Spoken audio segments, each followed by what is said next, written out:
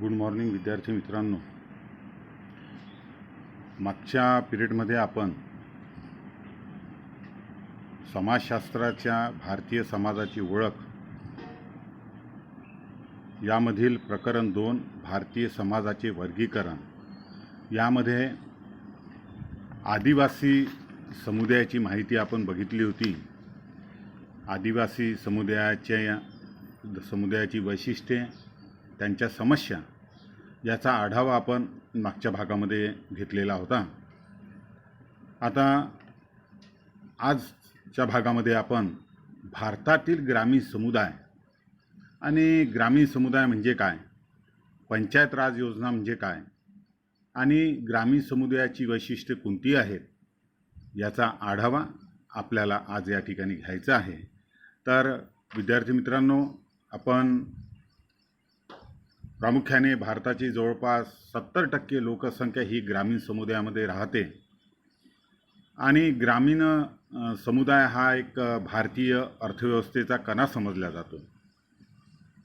बहुतांश भारतातील 70% लोक हे शेती व्यवसायात गुंतलेले असल्याने भारत हा कृषीप्रधान देश म्हणून ओळखला जातो. भारत हा प्रामुख्याने खेड्यांचा देश म्हणून सुद्धा ओळखला जातो. सुरुवातीच्या काळामध्ये आपण बघितलं की खेडी जी आहेत ही स्वतंत्र होती, स्वयंपूर्ण होती. भारतातील खेडी ही स्वयंपूर्ण होती.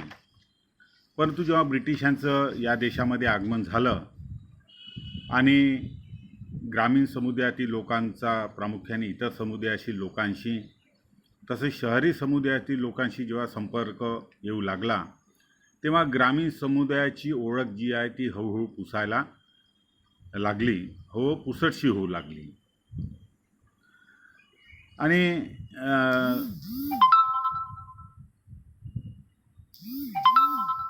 आज आपण बघतो की शहरी समुदायाच्या संपर्कात येऊन ग्रामीण समुदायाची जीवन पद्धती, रीतिरिवाज, रूढी, प्रथा परंपरा ह्यासुद्धा आपल्याला प्रभावित झाल्याचं आपल्याला दिसून येते.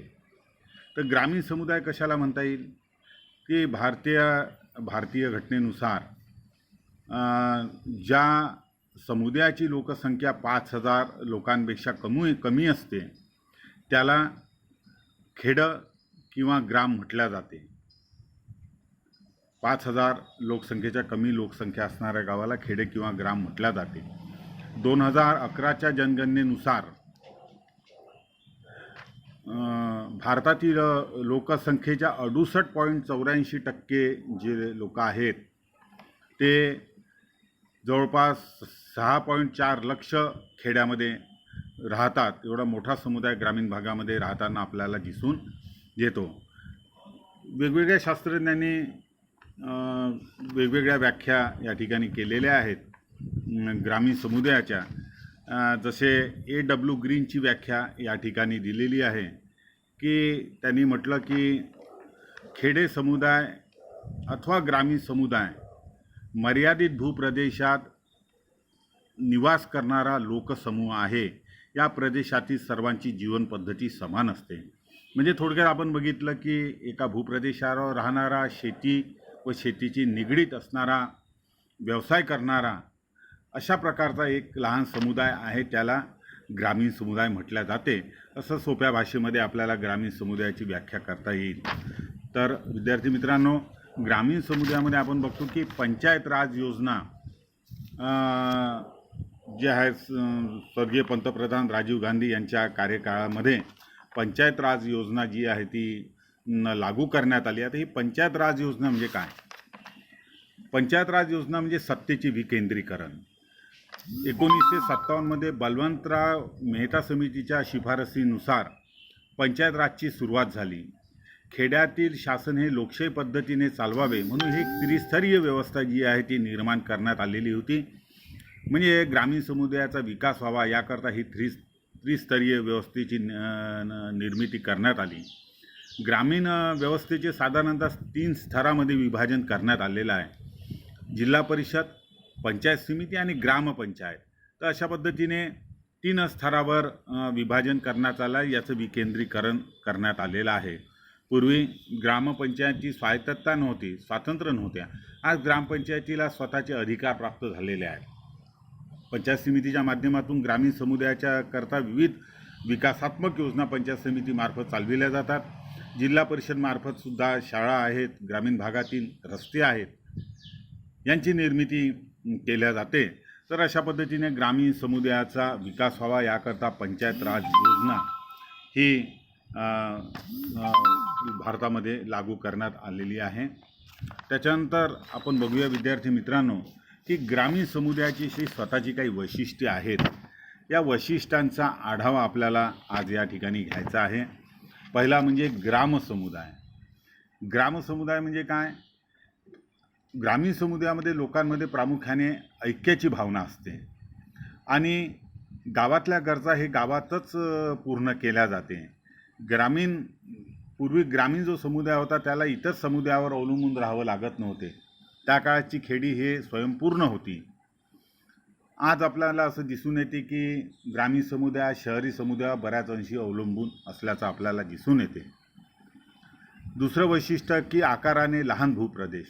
शहरी समुदायासोबत जर तुलना केली तर ग्रामीण समुदायाचा आकार जो आहे तो फार लहान आहे. 5,000 लोकसंख्या किंवा त्यापेक्षा कमी लोकसंख्या असलेला समुदाय जे आहे त्याला ग्राम म्हटल्या जाते. या समुदायाचा आकार लहान असतो, घनता लोकसंख्येची घनतासुद्धा कमी असते. तिसरं वैशिष्ट्य म्हणजे कृषी क्षेत्राचे वर्चस्व. ग्रामीण भागामध्ये बहुतांश लोक हे शेती व्यवसायाशी निगडीत असतात. शेती हा एक व्यवसाय तर आहेच, पण त्याचबरोबर त्यांची एक जीवन जगण्याची पद्धती आहे. ग्रामीण समुदायातील शेती हा विकासाचा केंद्रबिंदू आहे आणि त्याचा प्रभाव जे आहे ग्रामीण भागातील लोकांची जीवनशैलीवर उमटताना आपल्याला दिसून येतात. आपल्या राष्ट्रीय उत्पन्नातील जवळपास 40% वाटा हा कृषी क्षेत्राचा आहे आणि 60%पेक्षा अधिक लोकसंख्या भारतातील ही कृषी क्षेत्रावर अवलंबून आहे. ग्रामीण भागामध्ये कुंभार व्यवसाय असो, सुतारकाम, लोहारकाम, टोपल्या इत्यादी किंवा पशुपालन, दुग्ध व्यवसाय इत्यादी व्यवसायसुद्धा मोठ्या प्रमाणावर केले जातात असं आपल्याला दिसून येते. त्यानंतर औपचारिकता.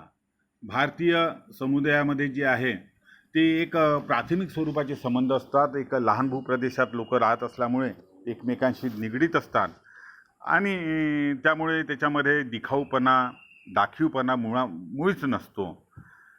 या समुदायामध्ये व्यक्तीच्या स्वतःच्या हितापेक्षा आपल्या समुदायाचं, आपल्या कुटुंबाच्या हिताला प्रामुख्याने प्राधान्य दिल्या जाते आणि त्यामुळे आजही आपण बघतो की ग्रामीण समुदायामध्ये ऐक्य भावना ही टिकून राहिल्याचं आपल्याला दिसून येते. त्यानंतर सामाजिक एकजिनसीपणा म्हणजे असं म्हणता येईल आपल्याला एकोपा. ग्रामीण एकजिनसीपणा म्हणजे जे राहणीमान, विचारसरणी याच्यामध्ये आपल्याला सारखेपणा दिसून येतो. प्रामुख्याने विचार असो, वर्तन असो, पोशाख, ग्रामीण समुदायामध्ये वेशभूषा, कृती किंवा जगण्यामध्ये जे आहे ते आपल्याला एकजिनसीपणा म्हणजे सारखेपणा आपल्याला दिसून येतो. प्रामुख्याने प्रथा व परंपरांचा पगडा जो आहे तो आपल्याला ग्रामीण समुदायातील लोकांवर दिसून येते. गरजेच्या वेळी जे ग्रामीण समुदायातील लोक एकमेकांसोबत सहकार्य करतात. अलीकडच्या काळामध्ये आपण बघितलं की राजकीय हस्तक्षेप मोठ्या प्रमाणात वाढलेला आहे. त्या राजकारणाने गावं प्रभावित झालेले आहेत. त्यामुळे गावागावामध्ये आपल्याला विविध राजकीय गट झाल्याचं दिसून येते. पूर्वी जे एकता होती ग्रामीण समुदायाची ती आता आपल्याला राहिल्याचं दिसून येत नाही. ग्रामीण समुदायाच्या एकतेचं लोप पावत असल्याचं आपल्याला दिसून येते. पुढचं वैशिष्ट्य म्हणजे कुटुंबाला महत्त्व. ग्रामीण समुदायामध्ये प्रामुख्याने कुटुंबाला अधिक महत्त्व आहे किंवा कुटुंब हे केंद्रस्थानी आहे. ग्रामीण समुदायामध्ये पूर्वी एकत्र कुटुंब पद्धती होती किंबहुना ज्याला संयुक्त कुटुंब पद्धतीसुद्धा म्हटल्या जाते.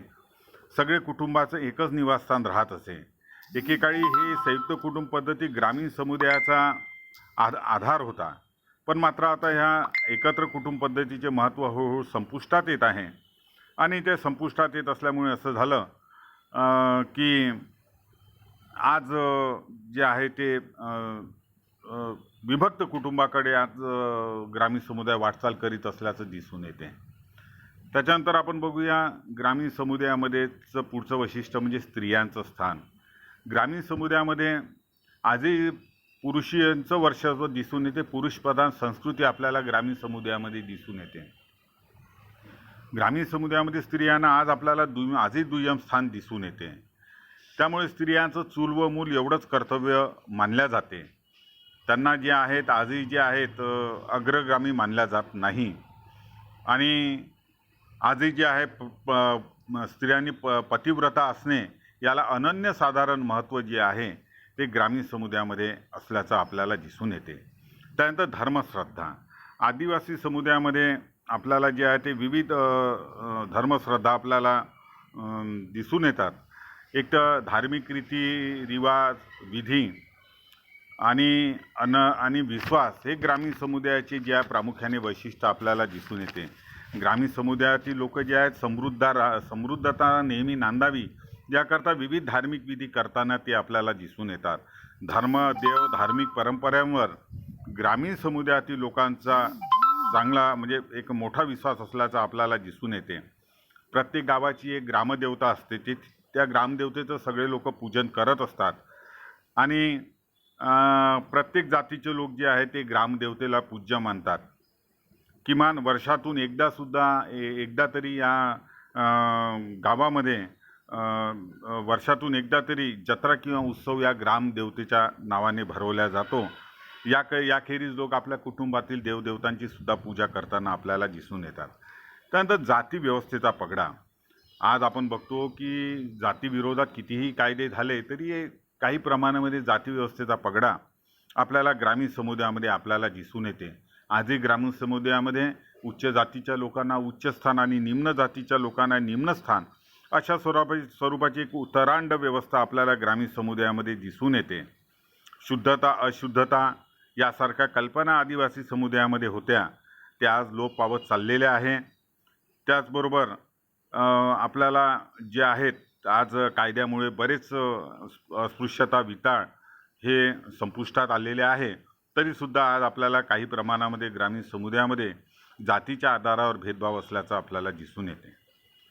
तर विद्यार्थी मित्रांनो, आज आपण या ठिकाणी ग्रामीण समुदायाची वैशिष्ट्ये आपण बघितली आणि यानंतर आपण पुढच्या भागामध्ये भारतातील ग्रामीण समुदायाच्या समस्या काय आहेत याचा आपण आढावा घेऊ. आज मी इथेच थांबतो. थँक्यू.